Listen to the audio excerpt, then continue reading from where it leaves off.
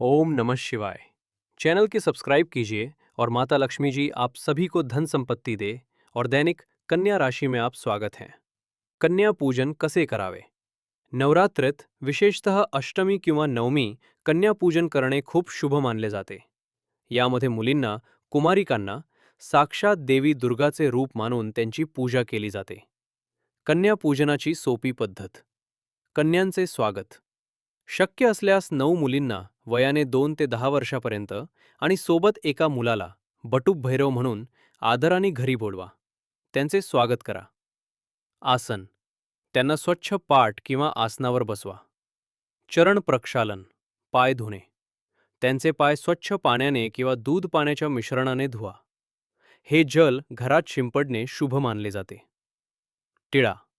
त्यांच्या कपाळावर कुंकू किंवा रोळी लावून टिळा लावा आणि अक्षत, अखंड तांदूळ लावा. त्यांना आदरपूर्वक कलावा, पवित्र दोरा बांधा. भोजन और प्रसाद. त्यांना पुरी, काळे चणे आणि हलवा किंवा खीर यांसारखा सात्विक प्रसाद आदराने वाढा. दक्षिणा आणि भेटवस्तू. जेवण झाल्यावर त्यांना फळे, आपल्या क्षमतेनुसार दक्षिणा, पैसे आणि भेटवस्तू. उदा. चुनरी, टिकली, बांगड्या, रुमाल, शैक्षणिक वस्तू द्या. आशीर्वाद. शेवटी त्यांच्या पायाला स्पर्श करून त्यांचा आशीर्वाद घ्या.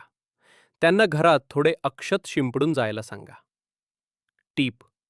बटुक भैरवाचे पूजन केल्याशिवाय देवीची पूजा अपूर्ण मानली जाते. म्हणून मुलींसोबत एका लहान मुलाला, मुंज झालेल्या, बोलावणं शुभ असते.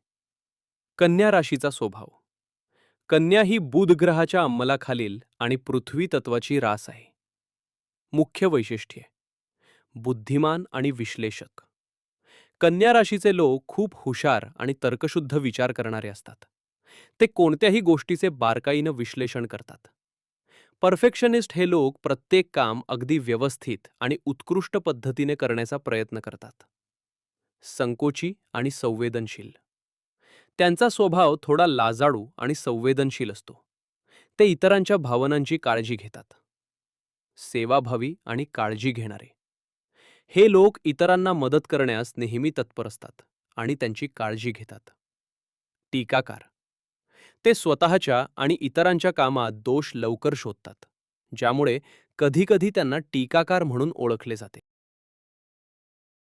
आरोग्याबद्दल जागरूक. हे लोक आपल्या आरोग्याबद्दल आणि स्वच्छतेबद्दल खूप जागरूक असतात. स्वभाव. ते द्विस्वभावी मानले जातात, म्हणजे त्यांचे मत किंवा निर्णय पटकन बदलू शकतो.